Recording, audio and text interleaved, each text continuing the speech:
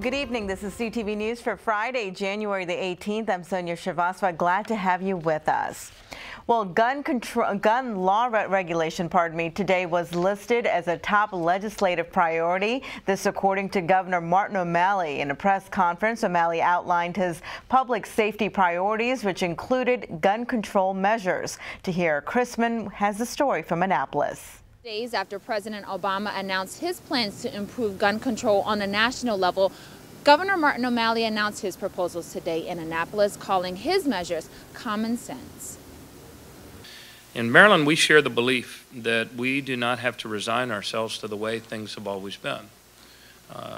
We believe that we can actually reduce violent crime. It was with that gesture that Governor Martin O'Malley began to outline his public safety priority plan, saying that while the state has declined overall in deaths due to gun violence, there is still more work to be done.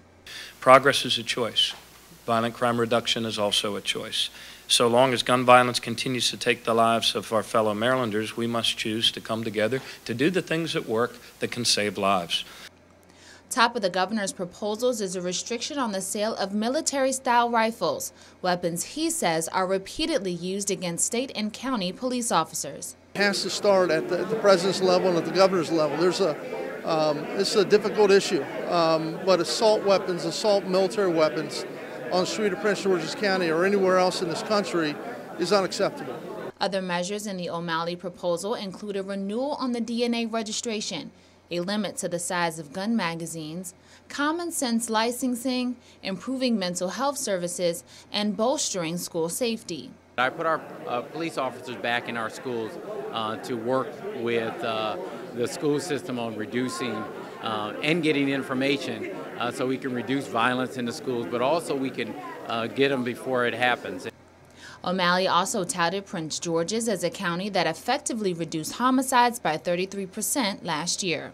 You know, it felt really good. I mean, I've got to give all the credit to Chief McGall and his command staff and the men and women of law enforcement in Prince George's County, not only for reducing crime in Prince George's County, but for having a forethought to look at working with our Transforming Neighborhoods initiative to bring in some of the stuff the governor talked about today. The risk will never go away, but it could well be that the actions we take could very well prevent another tragedy like Noontown.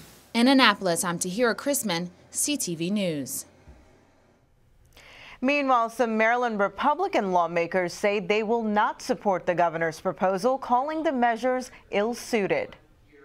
I didn't see any proposal that is going to affect the bad guy with the gun. It's going to affect the law-abiding citizen who's trying to exercise their Second Amendment rights. Nothing that was proposed here will stop the bad guys from being able to still get a 30-round clip.